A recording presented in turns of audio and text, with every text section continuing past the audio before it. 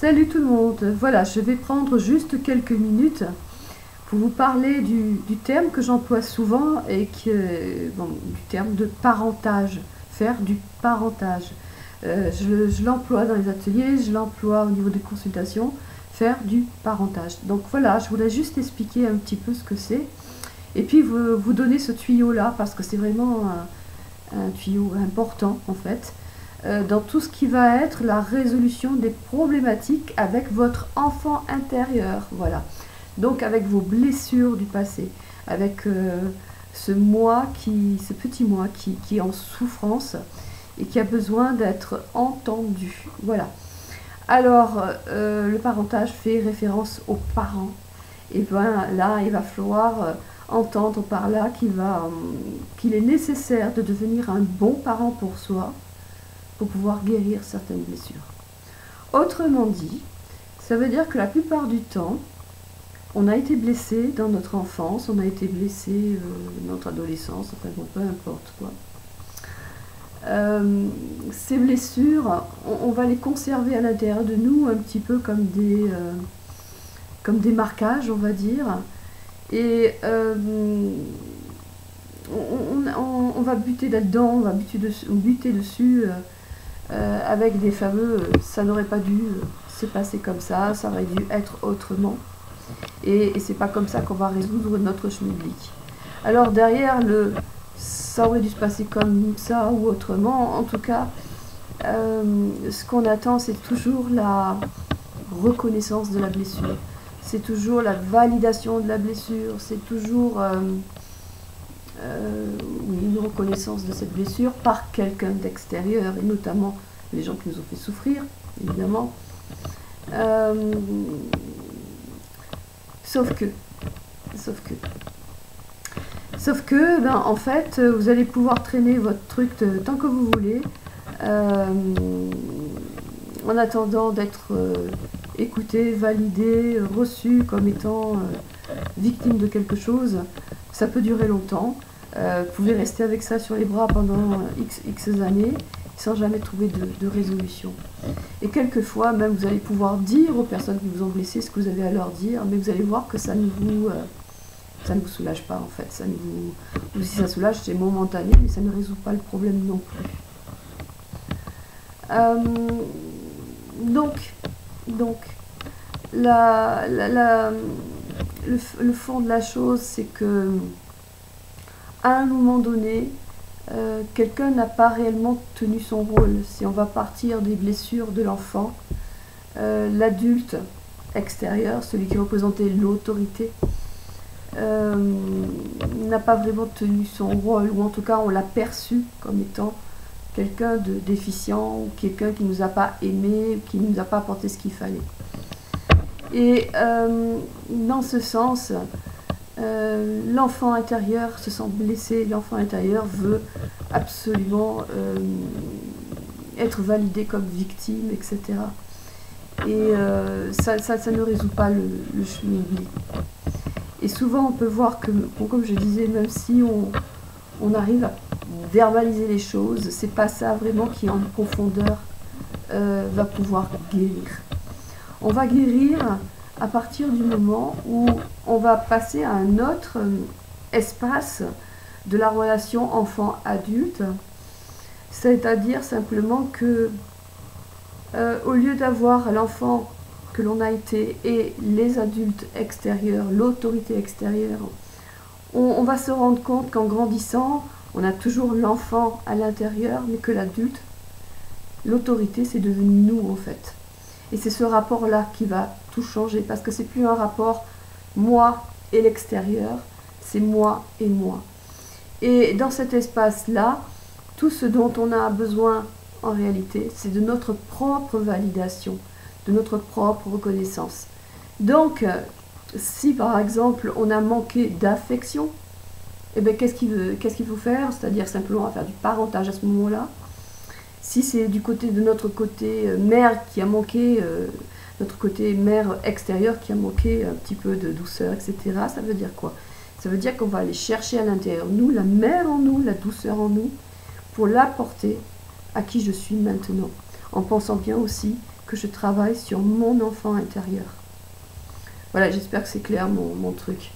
Je m'excuse, j'ai un petit peu la voix éraillée parce que voilà, je sors d'une bronchite quand même, donc ça, c'est pas très clair au niveau de la voix.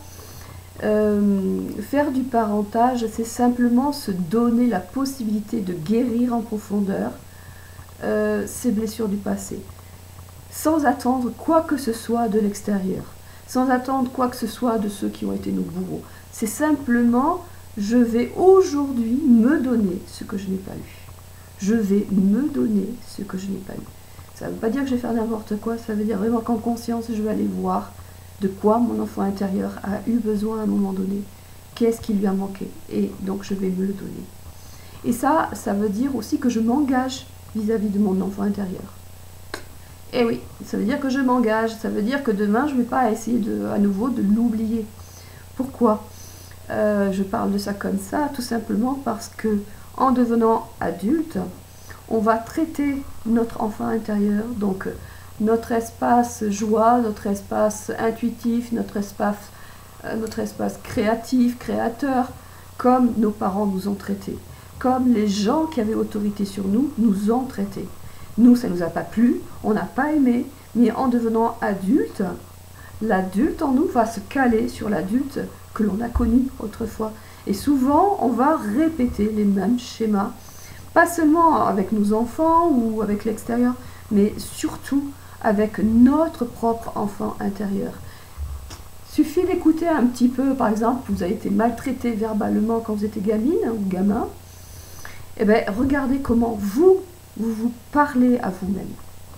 Vous allez voir, vous allez sûrement retrouver des similitudes et voir à quel point vous vous maltraitez comme vous avez été maltraité. Vous maltraitez votre enfant intérieur, en fait. Voilà, la spontanéité, l'enfant, le créatif en vous, vous le maltraitez. Et la guérison va venir de ces espaces-là, où, en fin de compte, vous allez pardonner quelque part, par le don de l'amour, par le don de l'acceptation, donc par le don de l'amour. Pour moi, ça veut dire aussi j'autorise que ce qui s'est passé dans le passé a pu se passer comme ça, parce que ça devait se passer comme ça, parce que chacun a fait ce qu'il a pu. Donc j'arrête de cristalliser les choses en les jugeant. Ok, donc je libère un peu l'énergie en disant simplement, bah, ok, j'autorise. L'espace d'un instant, c'est ok, quoi. Ça s'est passé comme ça, et voilà, point. Et je récupère mon pouvoir en me donnant l'occasion de guérir la blessure, tout simplement en allant voir de quoi j'ai manqué, qu'est-ce que j'aurais aimé recevoir, et en me le donnant, en étant un bon parent bienveillant pour moi-même. Voilà, ça s'appelle donc faire du parentage. Et la guérison, une guérison profonde va venir de là. Il ne faut pas oublier, attention, que quand vous vous engagez vraiment. Ça veut dire aussi que sur le plan matériel, physique, il va falloir faire des actions et les tenir dans le temps. Voilà. Pour que l'enfant intérieur puisse à nouveau avoir confiance dans l'adulte intérieur. C'est la nouvelle alliance, en fait. C'est ce qui va vous permettre de tenir bon la route, en fait. Ce qui nous permet de tenir bon la route. Mais quand notre adulte et notre enfant intérieur sont en discorde, ça ne peut pas marcher, quoi. On est bancal. Les choses, elles vont un côté, l'autre, il va aller de l'autre côté. Donc, ça marche pas. Voilà. Donc, ça, c'est une clé importante. Deuxième clé importante, c'est pour ceux qui sont très vraiment dans la visualisation, qui ont une capacité à visualiser.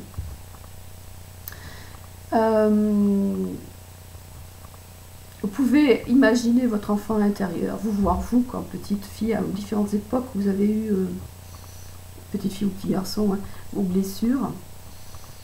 Parlez-vous à vous-même, parlez à cet enfant, voyez-le en méditation, en voyage intérieur, trouvez un espace sécurisant, vous allez pouvoir rencontrer cette partie de vous-même qui n'a pas grandi pour le coup, puisqu'elle est restée bloquée sur sa blessure, et entamer un vrai dialogue d'amour, d'accueil, de compréhension et surtout de bienveillance, quoi.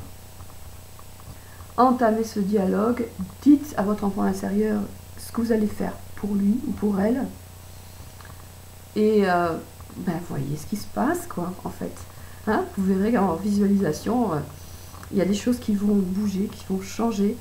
Un enfant triste peut devenir gai, enfin bon, voilà. Il y a des tas de choses qui peuvent se passer, qui se passent réellement. Pour ma part, j'avais expérimenté ça.